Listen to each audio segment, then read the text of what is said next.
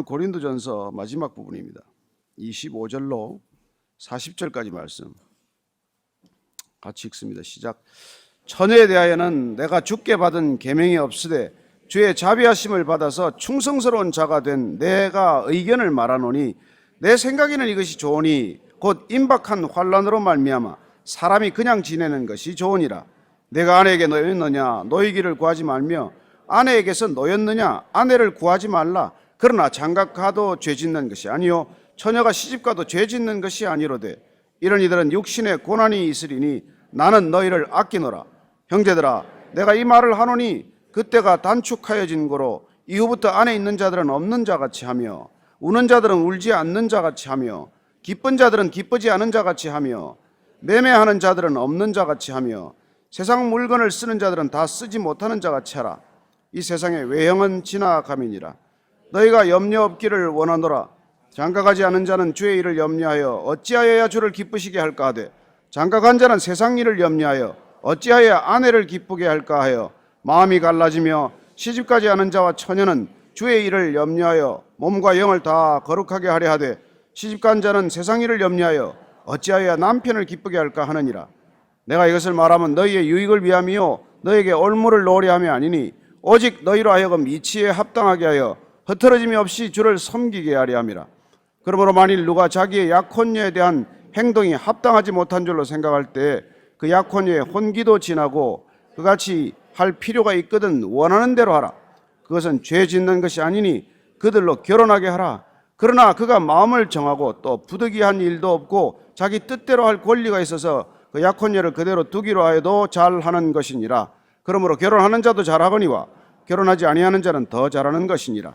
아내는 그 남편이 살아있는 동안에 매여 있다가 남편이 죽으면 자유로워 자기 뜻대로 시집갈 것이나 주 안에서만 할 것이니라. 그러나 내 뜻에는 그냥 지내는 것이 더욱 복이 있으리로다. 나도 또한 하나님의 영을 받은 줄로 생각하노라. 아멘. 바울이 이 지금 고린도 교회 편지를 쓰고 있지만 그는 지금 독신 상태에 있습니다. 제가 이 말씀을 어젯밤에도 묵상하다가 참 인간은 어찌됐건 자기를 합리화하는데 천재들이다. 이 사람이 지금 정말 그림 같은 아내를 데리고 살면 이런 얘기를 했겠냐 이런 생각이 들더라고요. 바울의 성격을 보면 간단한 인물이 아니잖아요. 어떤 여자가 급히 견디겠습니까? 힘들었을 것이다. 그래서 학자들은 연구를 해보니까 상처했다 그런 주장도 있고 아내가 못 견디고 달아났다 이런 주장도 있어요. 본인의 입을 통해서 우리가 확인할 수 없는 이상 우리가 단정할 수는 없는 일이지만 어쨌든 그런 독신 상태에서 하나님의 올인한 인생을 살기가 더 쉽다 이 얘기를 지금 하고 싶은 거예요. 우리가 결혼이라는 생활도 좋지만 그러나 이때 지금 바울이 느끼고 있는 시대 상황 여러 가지 상황적인 환경은 이게 때가 임박했다 하는 생각이 늘 항상 있었던 사람이에요. 어쩌면 주님이 곧 재림할지도 모른다. 또 혹은 아니면은 핍박과 박해가 지금 목전에 다가와 있다. 이런 상태이기 때문에 사랑하는 성도들이 정말 앞으로 당할 고난이나 그런 또 이후에 큰 영광을 우리가 바라본다면 이 땅에 있는 것들에 그래 묶일 게 뭐 있냐? 애써서 왜 묶이려고 하느냐? 이런 마음이 녹아 있는 그런 오늘 말씀이에요. 여러분들이 곡해하지 않고 듣게 되기를 바랍니다. 아유, 독신도 아무래도 살아야 되나 봐. 그런 결론을 섣불리 내리지 않게 되기를 바랍니다. 자, 우선 저희가 지금 처녀에 대하여는 앞에 질문과는 다른 질문을 받았다는 뜻이죠. 그럼 결혼 안 한 사람들은 어떻게 해야 됩니까? 특별히 이 딸들을 두고 있는 아버지 입장에서는 당연히 지금 바울에게 이런 질문을 할 만하죠. 그래서 우리 딸은 어떻게 해야 됩니까? 시집 보내야 됩니까? 안 보내야 됩니까? 이런 질문이 온 것 같아요. 자, 25절, 26절 다시 읽습니다. 시작. 처녀에 대하여는 내가 주께 받은 계명이 없으되 주의 자비하심을 받아서 충성스러운 자가 된 내가 의견을 말하노니 내 생각에는 이것이 좋으니 곧 임박한 환난으로 말미암아 사람이 그냥 지내는 것이 좋으니라. 이건 내가 주께 받은 말씀이 없다는 것입니다. 예수님의 복음서에 처녀들은 이래라 저래라는 그런 말씀이 없기 때문에 그건 명령도 아니고 계명도 아니지만 그러나 내가 내 의견을 말하지만 이건 하나님의 뜻을 전한다라는 분명한 자기 이게 확인이 있는 거예요.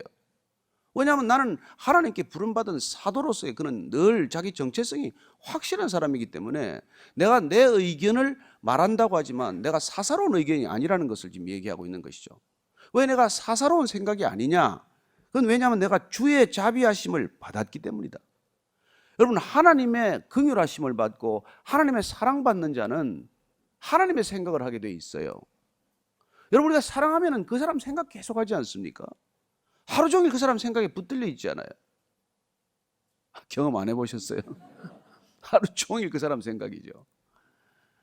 근데 놀랍게도 그렇게 하루 종일 뭔가 생각하고 있다는 게 내 생각의 중심을 잡아준다는 걸 우리는 경험하게 됩니다. 그래서 우리가 한 여자에 사로잡혀야 다른 여자의 눈길을 안 주잖아요.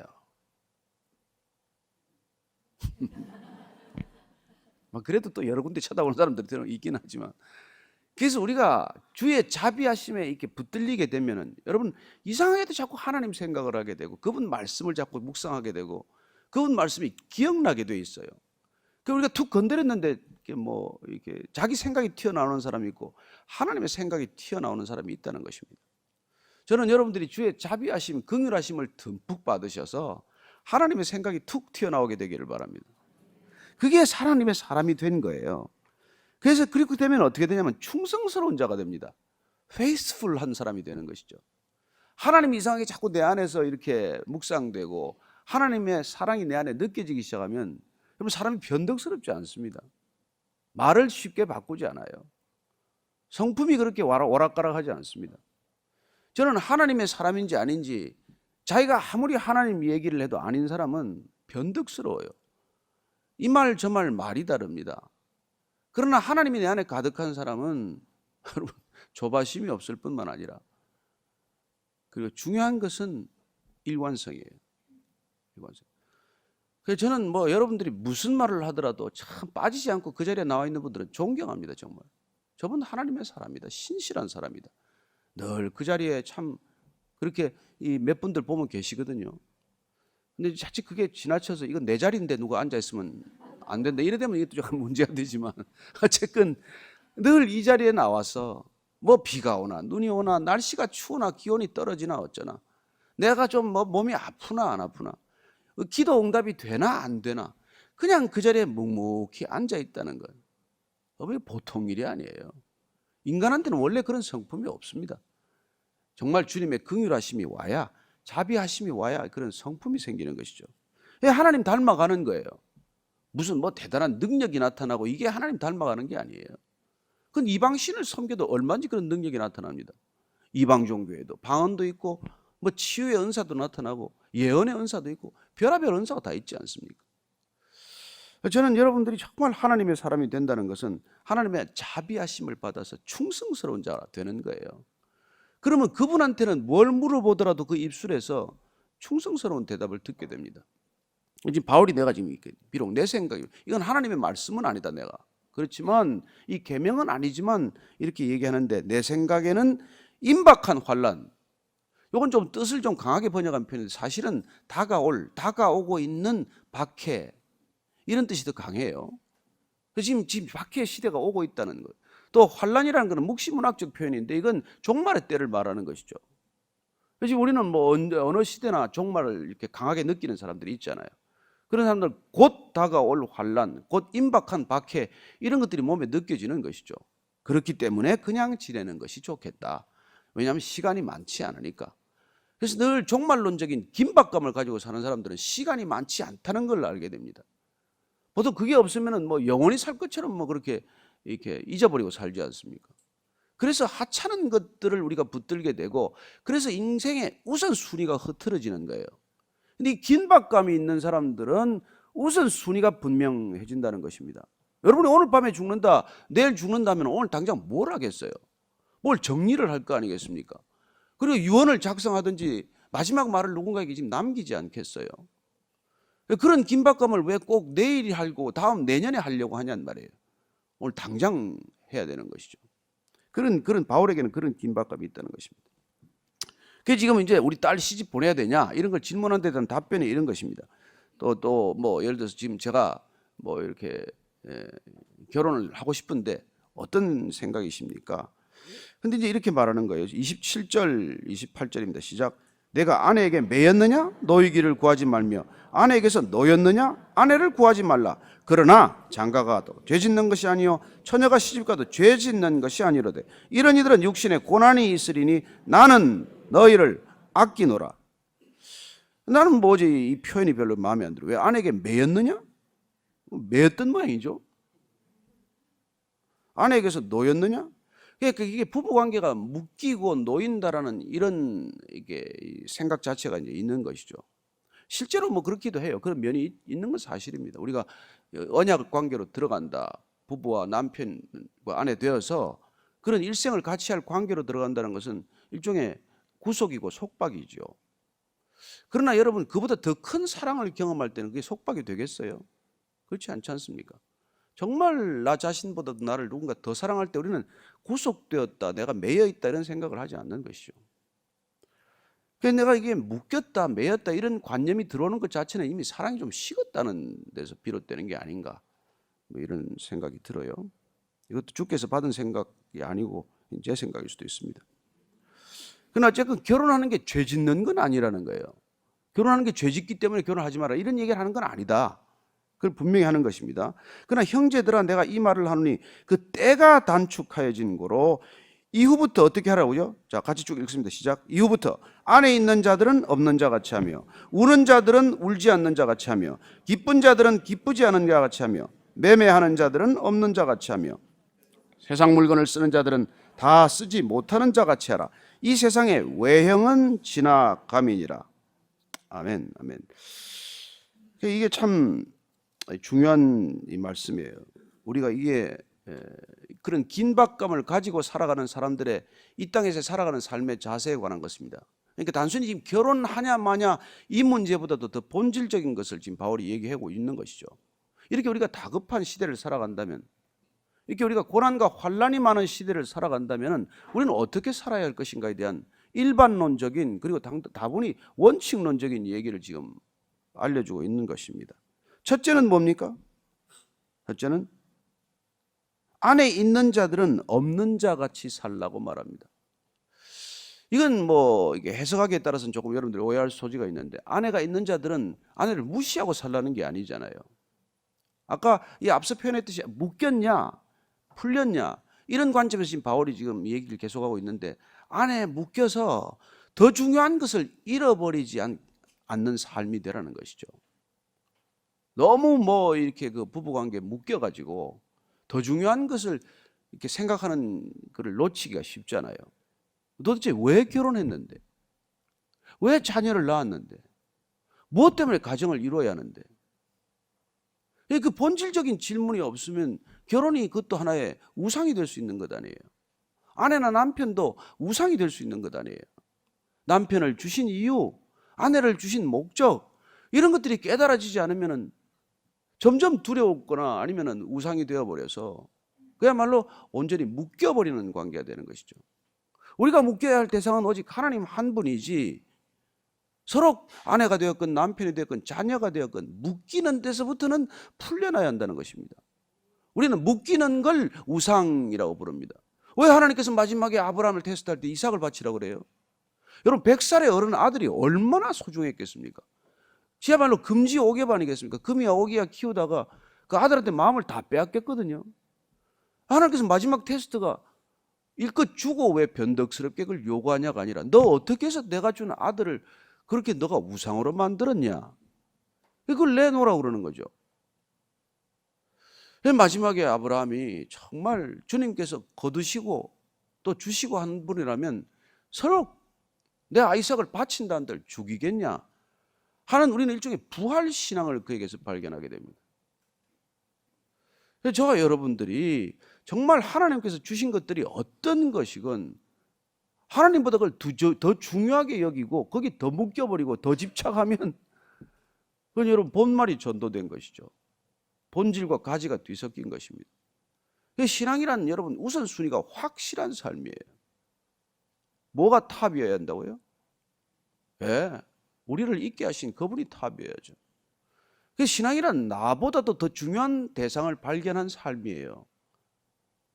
우상을 만드는 것도 나 때문에 만드는 거예요. 우상으로부터 풀려난다는 건 나로부터 풀려나는 것입니다. 궁극적으로. 그래서 구원이란 우상을 만드는 이 우상 제조기로부터 풀려나는 거예요. 우리는 우상 제조기예요. 뭘 하나 갖기만 하면 이걸 가지고 우리는 우상을 만들어버리는 탁월한 재주들이 있거든요. 주님께서 그걸 다 지켜보고 계신 것입니다. 넌 지금 그걸 우상으로 섬기는구나. 우리 자신은 때로 변호하고 변명하고 아니라고 부인할지 모르지만 우리가 보면 다 드러나지 않습니까? 저 사람 뭐에 지금 묶여 있구나. 뭐에 묶여 살아가는구나. 하루 종일 생각하고 있는 것, 입만 열면 자주 말하는 것, 그게 자기를 묶고 있는 것이죠. 자기 실체를 드러내는 것이죠. 어떤 때는 말 한마디에 그 우상이 드러나는 것을 우리는 경험하게 되는 것입니다. 그래서 그는 지금 안에 있는 자들은 안에 없는 자같이 지내라고 하는 조금 과한 표현을 쓰고 있는 것이죠. 우는 자들은 울지 않는 자같이 하라. 네. 뭐 울고 웃는 것도 사실 여러분 이것도 사실 너무나 주관적인 거 아닙니까? 어떤 사람들은 웃을 수 있는 일을 어떤 사람은 울고 또 어떤 사람은 그냥 슬픔에 겨워 우는데 또 옆에서는 또 웃을 수가 있고. 그러니까 내 주관을 절대화해서는 안 되는 것이죠. 이건 진짜 슬픈 일이야. 아니 누가 볼 때는 참 무서운 일 아니에요. 아이들이 여러분 슬퍼서 뭐 그 자기가 가지고 있던 거 뺏기고 나면 통곡을 하지만 부모가 보면 웃고 있는 거 아니에요. 제가 왜 저러나 저걸 가지고. 그래서 제가 인생에 나중에 40대 나이에 제가 깨달은 게 하나 있어요. 내가 10년 뒤에도 내가 고민할 일 같으면 고민하자. 10년 뒤에도 내가 이 고민을 붙들고 있을 것 같으면 고민하고 아니면 놔버리자. 저는 여러분들이 지금 고민하고 있는 것들이 10년, 20년 뒤에도 고민거리가 될 것 같으면 고민하고 아니면 지금 그냥 툭 던져버려야 된다는 것이죠.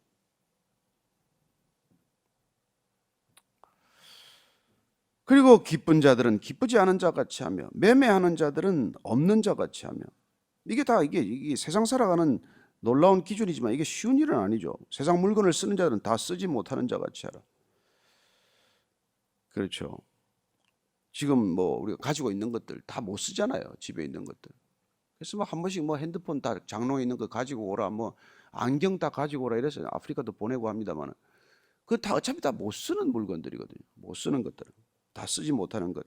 그러니까 다 쓰지 못하는 것처럼 살려면 나누는 수밖에 없죠. 누군가에게 주는 수밖에 없죠. 제가 옛날에는 책에다가 사인해 줬는데 뭐 달라면 자꾸 요새는 자꾸 점점 사인 안 하고 드리기로 했어요. 왜냐하면 그 보지도 않으면서 이름이 써가지고 누구 주지도 못하고. 그래서 그냥 뭐 이렇게 그냥 뭐 하면 보다가 보기 싫으면 누구 줄 수도 있고. 또 책은 금방 한 번 읽고 두 번 보기 어렵잖아요. 두 번 볼 책은 내버려 두지만 두 번, 세 번 못 볼 책은 빨리 줘버려야 돼요. 안 그러면 짐만 무거워지는 거 아닙니까? 제가 그런다는 건 아니에요. 저는 책을 모으는 사람입니다. 이 세상의 외형은 지나가니라. 이 외형이 뭘까요? 이게 외형이 형태 있는 것들은 다 사라진다는 것입니다. 또 조금 더 의역을 하면 이건 패션은 지나간다는 거예요. 그럼 패션 다 지나갑니다. 제가 어차피 뭐 이게 직장 생활 시작하면서부터 28부터 넥타이를 매기 시작해서 평생 넥타이를 매는데 보면은 뭐 컬러도 패션도 지나가 버리고 넓어졌다가 좁아졌다가 뭐 길어졌다가 짧아졌다가 참 그래서 제가 우리 집 제 아내가 버리려고 하면 내버리더라. 10년 있다 또 돌아온다. 외형은 다 지나가는 거예요. 다 지나가는 거예요. 지나가는 것들에 묶이지 말라고 말하는 것입니다. 그래서 우리가 빌립보서를 보면 이렇게 돼 있어요. 이분이 이런 그 없는 것 같이 지내는 것과 있는 것 같이 지내는 그 빌립보 4장 11절 이하를 한번 바울이 이런 자기 삶을 이렇게 고백하는 것을 듣게 됩니다. 자, 11절부터 13절까지 같이 읽습니다. 시작. 내가 궁핍함으로 말하는 것이 아니니라. 어떠한 형편에든지 나는 자족하기를 배웠노니 나는 비천에 처할 줄도 알고 풍부에 처할 줄도 알아. 모든 일, 곧 배부름과 배고픔과 풍부와 궁핍에도 처할 줄 아는 일체의 비결을 배웠노라. 내게 능력 주시는 자 안에서 내가 모든 것을 할 수 있느니라. 우리는 13절만을 외우기를 좋아하지만 능력 주시는 자 앞에서 내가 모든 게 가능하다, 뭐 임파서블은 없다 이런 걸 좋아하지만 그 앞에 뭐가 있다고요? 풍부함에나 뭐 이렇게 곤고함에나 어디에 처하더라도 자족할 줄을 배웠다는 거예요. 많아서 자족한 게 아니라, 없어서 괴로운 게 아니라, 없어도 자족하고 많아도 자족하고 많다고 교만하지 않고 없다고 해서 또 코가 빠지지 않고 이런 비결을 배웠다는 거예요. 이게 신앙의 능력입니다. 세상은 없으면 기가 죽고 있으면 기고하고 이런 삶의 반복이지만 우리는 있으나 없으나 고통스러우나 고통이 사라졌으나 몸이 건강하나 병들었으나 어떤 형편과 처지에 있든지 자족함, 스스로 만족할 줄 아는 걸 배웠다는 거예요. 하나님이 내 안에 계시면 이런 걸 우리가 살아가는 삶의 모습이 되는 것이죠. 그래서 여러분 좀 없더라도 얼굴이 티가 안 나고 또 좀 뭐 요새 또 금식이라고 금식 티도 내지 말고 얼굴이 뭐 이렇게 쪼그라들었다고 생각하지 마시고 늘 자족함으로 그렇게 지내라고 하는 것을. 그럴 때 이게 능력 주시는 자 안에서 사는 비결이에요. 능력 주시는 자 앞에서 모든 것이 다 내가 원하는 대로 풀려가는 것을 경험했다. 그게 아니고 그렇게 자족함으로 우리가 살아가면 신기하게도 빨리 지나가요. 묶이지 않으면 고난도 빨리 지나가고 어려움도 빨리 지나가고. 묶여 있으면 시간이 안 가잖아요. 뭐 고개는 끄덕끄덕 하시는데 그렇게 살 수 있게 되기를 바랍니다. 그래서 내가 이제 이렇게 말합니다. 너희가 염려 없기를 원하노라. 장가가지 않은 자는 주의 일을 염려하여 어찌하여 주를 기쁘시게 할까 하되 장가간 자는 세상 일을 염려하여 어찌하여 아내를 기쁘게 할까 하여 마음이 갈라지며 시집가지 않은 자와 처녀는 주의 일을 염려하여 몸과 영을 다 거룩하게 하려 하되 시집간 자는 세상 일을 염려하여 어찌하여 남편을 기쁘게 할까 하느니라. 이게 어떻게 보면 제한적인 바울의 경험이에요. 여러분 결혼해도 하나님의 기쁘게 하기 위해 사는 사람이 있고 혼자 살아도 어떻게 하면 찾을까 해가지고 하나님의 일을 생각하는 사람도 많지 않습니까? 이걸 일반화해서 말할 수는 없는 일이죠. 뭐 시집 안 간 처녀가 늘 하나님의 일을 걱정합니까? 오히려 더 자기 일에 또 이렇게 묶여있기 때문에 자기밖에 대한 관심이 많아서 결혼에 대한 관심이 멀어진 사람도 적지 않잖아요. 그러니까 우리가 꼭 당신은 뭐 이런 얘기를 할 수 있을지 몰라도 지금은 결혼하면 하나님의 일이 어렵고 안 하면 하나님의 일이 쉽다. 이렇게 우리가 단정할 수는 없는 일이죠. 그러나 문제는 지금 바울 안에 있는 이 마음의 상태는 35절 이하를 읽습니다. 시작. 내가 이것을 말하면 너희의 유익을 위함이요 너희에게 올무를 놓으려 함이 아니니 오직 너희로 하여금 이치에 합당하게 하여 흐트러짐이 없기를 주를 섬기게 하려 함이라. 그러므로 만일 누가 자기의 약혼녀에 대한 행동이 합당하지 못한 줄로 생각할 때 그 약혼녀의 혼기도 지나고 그같이 할 필요가 있거든 원하는 대로 하라. 그것은 죄 짓는 것이 아니니 그들로 결혼하게 하라. 그 당시에 1차 정혼을 하고 나면 그 약혼녀하고 결혼 날짜를 이제 본인이 결정할 수 있는 것이죠. 그러나 이제 정혼한 상태이기 때문에 여자가 결혼 안 하고 기다립니다. 그러나 이제 그 시기를 좀 이렇게 늦추게 되면 혼기가 지나가게 되는데 그럴 필요가 있다고 생각하면 그대로 내버려 두라는 거예요. 지금 같으면 뭐 어림도 없는 얘기죠. 어떻게 약혼해놓고 오랫동안 끌 수가 있습니까? 결정을 내려야겠죠. 그러나 그가 마음을 정하고 또 부득이한 일도 없고 자기 뜻대로 할 권리가 있어서 그 약혼녀를 그대로 두기로 하여도 잘하는 것이라.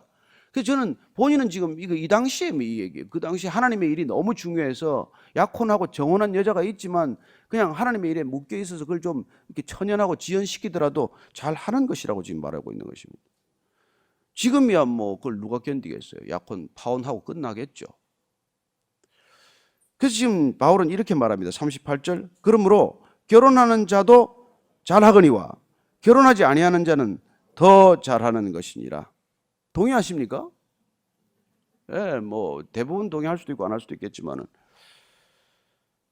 저는 뭐 결혼도 잘하는 것이지만 독신도 우리가 지난 주일날 말씀을 나눴듯이 은사란 말이에요. 하나님이 주신 선물이어야 그게 독신도 가능하고 결혼도 가능한 것 아닙니까? 그래서 저는 부르심의 자리를 우리가 확인하라는 것이죠. 결혼으로 불렀으면 결혼의 자리를 잘 지키는 것이 중요하고 독신으로 불렀으면 독신의 자리를 잘 지키는 게 중요하다는 것입니다. 독신으로 불렀는데 사방에 이게 뭐 이게 연걸리듯이 관계를 만들어 놓으면 더 복잡해지잖아요. 그렇게 뭐 정욕을 참지 못하면은 결혼해서 한 여자한테 차라리 묶이는 게 낫지 사방에 분탕질을 해서 어떻게 하겠습니까? 그래서 부르심의 자리가 어디냐? 나는 결혼으로 불렀다면 정말 그 집안의 선교사로 파송되었다는 굳은 각오로 가서 그 집안 하나 구하면 되잖아요. 하다못해 뭐 안 믿는 남편 만났으면 그 남편 하나 잘 돌려놓으면 하나님께 큰 상급이 있을 줄로 믿으시기 바랍니다. 예. 제 아내가 많이 전도하지도 않았어요. 저 하나 전도 잘한 거거든요. 그건 저는 그 정도면 충분해요. 본인이 뭐 제일 자랑스럽게 생각하는 사진이 뭐 시어머니 세례받는 사진, 아들 둘이 세례받는 사진, 제가 세례받는 사진을 다 증거물로 가지고 있어요. 주님한테 제시하려고 내가 이거 하고 왔습니다. 숙제 다 했다는 것입니다. 저는 어쨌건 우리가 정말 이렇게 내가 가정에 부르심을 받았으면 그 가정에 구원의 목적이 있지, 내 행복한 결혼 생활의 목적이 있다고 생각하지 마십시오. 우리는 늘 더 큰 가치를 추구하는 삶이기 때문에 결혼도 목적이 아니에요. 행복한 가정생활도 궁극적인 목적이 될 수는 없습니다. 그래서 뭐 할 건데, 무엇을 위한 궁극적인 가치가 우리에게 머릿속에 확실히 있어야 나머지가 정리가 된단 말이에요. 그래서 가정이 좀 어려워도 참게 되고, 가정이 좀 풀려도 그렇게 풀어지지 않는 그런 마음의 태도를 가지고 살지 않겠습니까? 자, 마지막에 이제 과부된 사람한테 얘기합니다. 아내는 그 남편이 살아있는 동안에 매여 있다가 남편이 죽으면 자유로워 자기 뜻대로 시집 갈 것이나 주 안에서만 할 것이다. 재혼할 때도 그렇게 남편 찾지 말고 또 뭐 그렇게 아내를 찾지 말고 그냥 해야 된다면은 주님 안에서 하나님의 나라를 같이 이루고 하나님의 나라를 전파할 수 있는 목적이 있다면 오케이, 뭐 결혼할 만하다는 것이죠. 그러나 내 뜻에는 그냥 지내는 것이 더욱 복이 있으리로다. 나도 또한 하나님의 영을 받은 줄로 생각하노라. 본인은 성령 충만한 상태에서 이런 말씀을 지금 하고 있긴 사실이지만, 그러나 이걸 보편적으로 우리가 적용하기에는 각자 사정이 다를 거라고 생각이 됩니다. 어쨌건 큰 원칙은 뭐예요? 바울이 지금 얘기하고자 하는 핵심은 뭡니까? 가정에 너무 묶이지 말라는 거예요. 우리는 가족을 사랑해야지만 가족에 묶여서는 안 된다는 것입니다. 가족에게 묶인 삶, 그건 사실 어떻게 보면 더욱더 사실 곤고한 삶 아니겠어요? 저는 이 가정이라는 것이 궁극적으로 주님을 더 사랑하기 때문에 배우자를 사랑할 수 있게 되기를 바랍니다. 그때 우리는 진실로 사랑할 수 있게 돼요. 주님 사랑이 없으면 배우자를 사랑하는 게 아니라 사실은 나를 더 사랑하고 있는데 배우자를 더 사랑한다고 착각하는 거예요. 그래서 배우자가 점점 두려워지는 것이고 점점 더 묶이게 되는 것이죠. 눈치 보게 되고 그냥 뭘 하더라도 두렵기 때문에 하고, 선물 하나도 마음에 들어서가 아니라 안 하면 큰 화근이 있으리라 하는 것 때문에 하면 무슨 기쁨이 있냐고요. 일찍 들어가는 것도 눈치가 보여서 들어가고 말이에요. 외식 한번 하는 것도 먹고 싶지 않은데 나가서 비위를 맞추느라고 먹으면 무슨 삶의 기쁨이 있겠어요. 저는 주님을 여러분들이 더 사랑하면 배우자를 사랑하게 될 줄로 믿으시기 바랍니다. 그렇게 사랑할 때 우리는 진실로 배우자를 섬길 수 있는 넉넉한 사람이 되는 것이죠. 저는 여러분들이 행복하기를 원합니다. 그러나 그 행복이 지고의 가치가 아니라는 것을 경험하게 되시기를 바랍니다. 우리가 궁극적으로는 하나님을 위해서 주신 이 가정을 우상으로 만들지 않게 되기를 바랍니다. 문제는 가정조차 흔들려서 하나님의 나라가 깨어지는 이런 어처구니 없는 상황을 맞긴 했지만, 그러나 회복의 순서는 저는 여러분들이 하나님과의 관계가 회복되는 것이 먼저고 그 관계가 더욱 든든한 것이 먼저라는 것 잊지 않는 저와 여러분 되기를 축복합니다. 오늘 우리가 가정을 위해서 기도할 때 섬기겠습니다. 사랑하겠습니다. 그러나 주의 자비하심으로, 긍휼하심으로 가정을 섬길 수 있도록 도와주십시오. 하나님, 저는 바닥이 났습니다. 박박 긁어도 이제 사랑할 능력이 없습니다. 그런 분이 있다면 주님께 먼저 사랑받으십시오. 받지 않고 못 섬깁니다. 받지 않고 사랑할 수 없습니다. 오늘 우리가 가족을 생각할 때 먼저 주님께 듬뿍 사랑받는 것을 여러분들이 확인할 수 있게 되기를 바랍니다. 같이 기도하십시다. 하나님 아버지, 주님께서 우리를 사랑하실 때 얼마나 사랑하시는지를 알게 하여 주옵소서. 그 가슴이 내 안에 차고 넘치는 감동이 되게 하여 주옵소서. 하나님, 주님 저를 위하여 십자가에 못 박히신 것이 사실이라면 제가 이렇게 미지근할 수는 없습니다. 주님께서 저를 위하여 죽으셨다면 제 안에 이렇게 냉랭함이 있을 수는 없는 일입니다. 주님, 제가 통곡하게 하여 주옵소서.